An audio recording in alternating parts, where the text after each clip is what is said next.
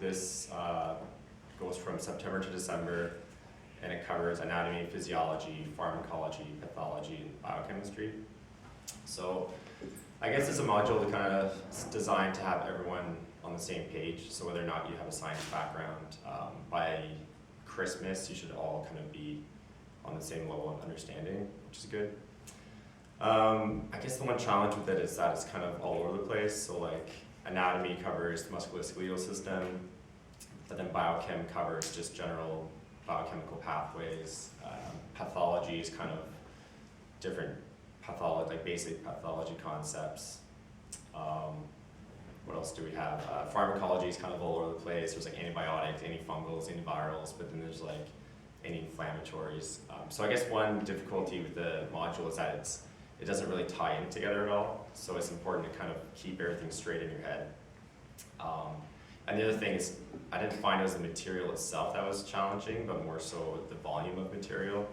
So I guess my biggest recommendation is just to keep on top of everything, write notes throughout the term, and it's definitely manageable.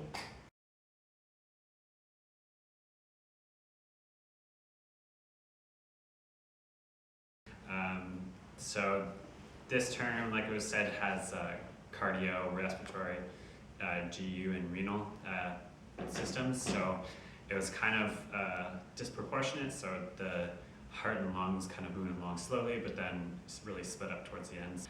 A running theme for GEM is that you're going to be very time poor. So term 2 or GEM 1001 is probably the only term where you're going to have a little bit of extra time to catch up on things that you needed, that you might have fallen by the wayside in 1001. So what I find best in this term is that not to study anything in isolation, to look at it all together, because if you're looking, because one will help the other one when you study them all together. The other thing as well is that clinical runs alongside this, so GM 1010. Anything that you learn for the heart will come up again in 1010. So it's good to just have a general overview of everything that you're doing. There's lots of good resources for this term, so if you just go online or look up pathoma videos, so keep that in mind. For pathology, because some sections might not be fully elaborated in class, so you might need to take a little extra time to study it further. And just remember that there's lots of textbooks with really good questions to prep you for exams. Also, yeah, as I said, this time you have a bit more time. So if you wanted to go on any trips, if you had people visiting, if you want next time, this is the term to do it in, but particularly at the start of the term, so in January, early February. After that, the timetable picks up again and it does get quite busy. So again, just to continue what you're doing for 1001, keep on top of the work that you're doing. I think really just being consistent will help you with a lot.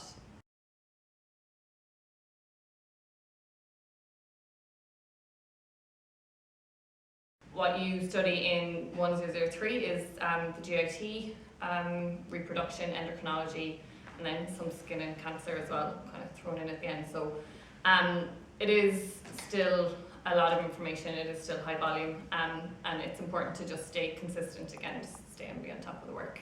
The biggest issue with this semester is that you have all loads of other exams during it, so it's really split up. You're trying to do assignments for EPI, you're trying to do your continuous assessment in the middle of the module, and then you also have the normal physiology CAs, and it's really, really important to just keep on top of it and just take it as it is.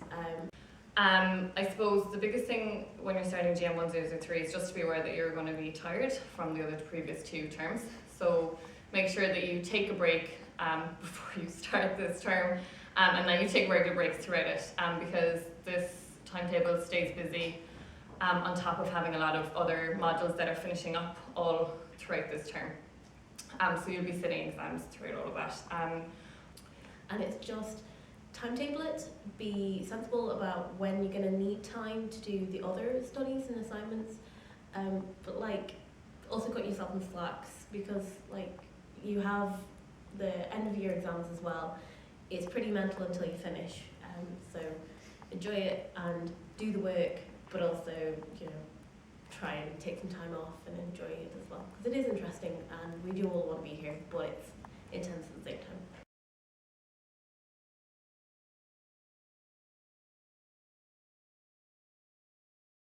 different to all the other sciencey based modules in that it's the clinical side of things.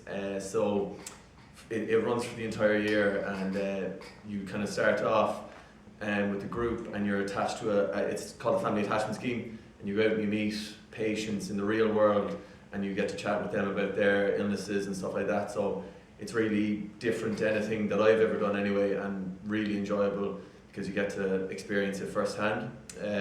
We also get to meet real patients in as much as they come into the class and speak to us about their experiences, and we learn about the ordeals that they've gone through, and it's really helpful to be able to learn how to empathise and all that with the patients.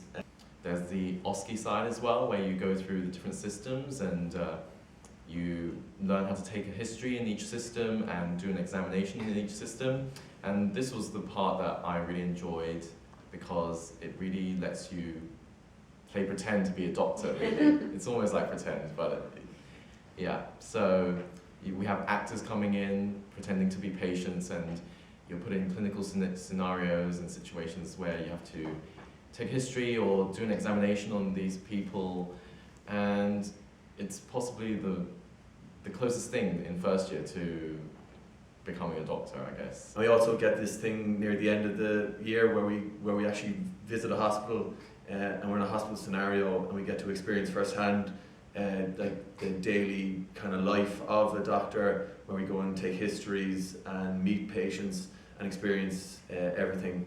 In terms of the examinations, in the end of the year, there's one exam, the OSCE, where you'll get a few stations, and you just have to cycle through each station and do a history or an examination, and it's quite relaxing. The practice itself is relaxing because it's different from studying all the other disciplines. So it's more hands-on, and I think a lot of people will enjoy that. It's a really enjoyable module because, as I said, it's different to everything else, and really get to learn what it's like to be a doctor, so it's great, yeah.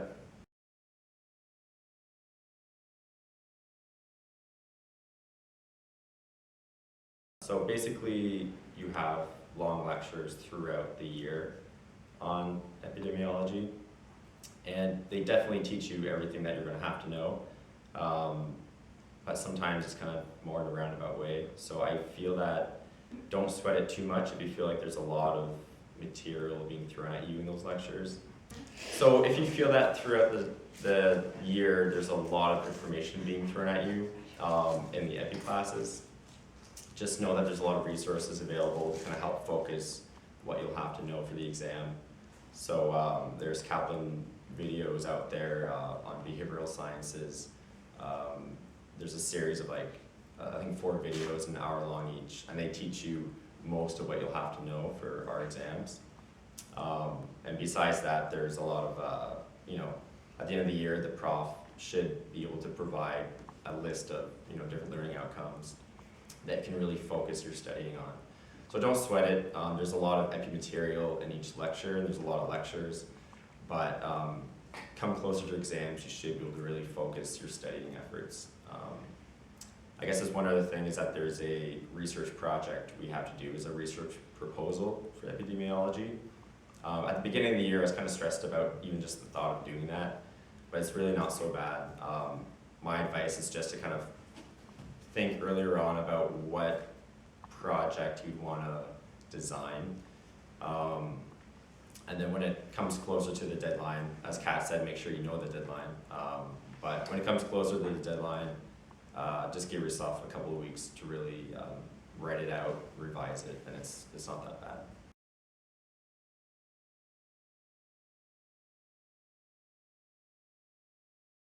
Okay, so I'm just going to talk about the continuous assessments and the final exams for the sciences. So that's 1001, 1002, 1003. So each continuous assessment is worth 30% of the module, and it's an MCQ based exam, so you have choice of 1 out of 5, but there's no negative marking, which is a big bonus. But the thing is that it's all encapsulated into one exam, so you've got your biochemistry, pathology, physiology and pharmacology in one exam. And then you've also got an anatomy spot exam the next day. An anatomy spot is just, you go into the lab, there's pro sections with a little flag in them, and you have to identify, let's say, the muscle or the heart or the lungs or whatever part it is, and that's all added into your continuous assessment exam.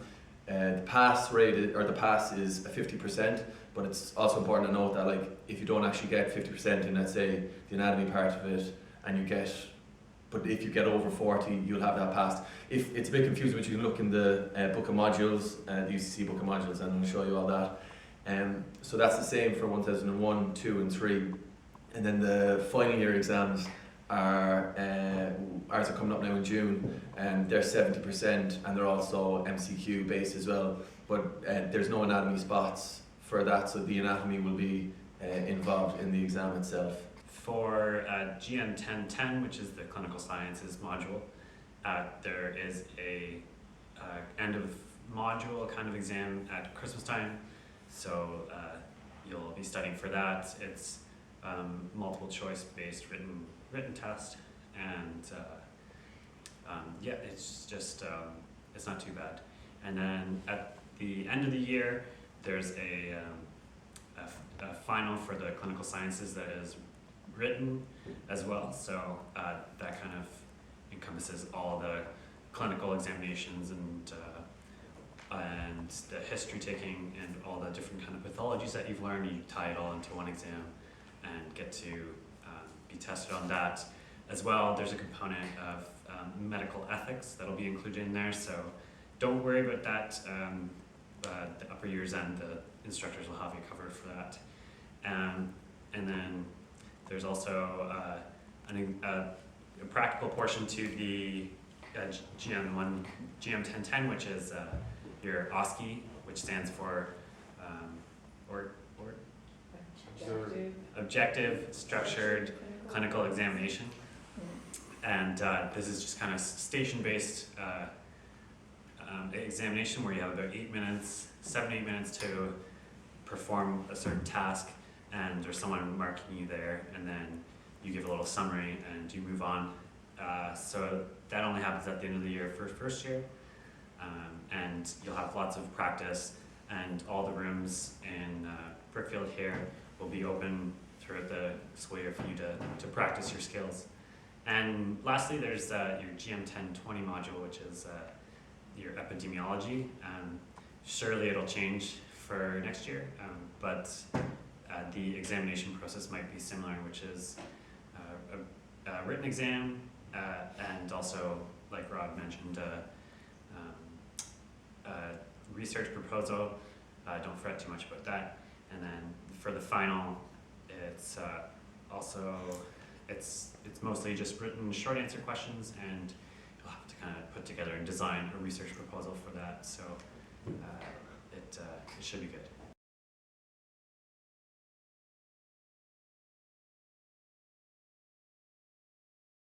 So first of all, the important thing is to find something that works for you. Different things work for different people. Some people study in groups, some people study on their own. The first semester will be a time where you will figure out what works for you. So for study tips and I suppose resources, remember the library's always there. The librarian staff are like super nice. But yeah, there's just loads of stuff, and there's loads of stuff online as well. So don't panic about buying all the books before you turn up. The other thing is that there's a Facebook page where the upper years like sell their books on queue, and they're really reasonable for the books that they are. So yeah, when you get here, and if you want to buy textbooks, do, but if you don't, you can find them online, and they're there in the library as well. Flashcards as well are really good for things like pharmacology, especially if you're like myself and there's like a billion drug names and pathways and you can't remember them. And Rangendale flashcards are pretty good as well. And there's Netter's flashcards as well for anatomy. And it's great 'cause it breaks down a massive book into like a series of flashcards you can just take away and learn them individually as well. So I would really recommend Guyton Hall questions, BRS questions, really practice doing those questions. If you put a lot of time in preparing for those CAs when they're happening, you have so much less review to do when you get to the exams. So that's over the course of all three of the kind of 1001, 1002, 1003 modules. One thing to keep in mind, as they tell us in every lecture, this is a signpost lecture, so they're not going to cover everything you need to know in a lecture. You need to go beyond what they tell you in class. For SGL, make sure that the things that you put in your presentation are a review of what you have learned in class. It's nice to go beyond every now and again, but it's a really useful tool to review what you've been going over in class. I also would really recommend making presentations more interactive, using practice questions, practice doing something that might come up on your Phys CA or that might come up on your PATH exam. BRS have lots of good questions for that kind of thing. So study-wise, the science exams are all MCQ. So for some people you haven't written MCQ exams before, I mean it's great practice for the USMLE, and there's loads of MCQ books as well on all of the topics. So when you're studying, it's good to go back and use the MCQ books and use them to study, because that's what you're going to see in the exam.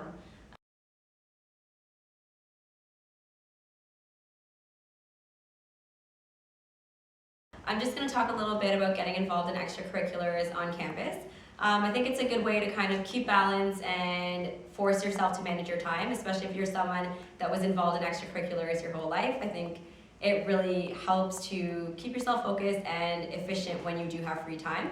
So UCC has a lot of clubs and societies that you can join, and if one doesn't particularly interest you, you can always create one yourselves. There are a few groups in our class that kind of had an interest that they didn't really feel was being met by a particular society and kind of did something to create their own group, so that's always an option. Also, the one thing that I was a little surprised about when I got here is there aren't really a lot of casual opportunities to play sports apart from Medcup, which is organized by Medsoc. So if you are interested in getting involved in a varsity sport, it's definitely doable. There are a bunch of us in our class that play varsity sports and another few who play for competitive club teams in and around the area, and you can definitely find the time to do it if you so choose.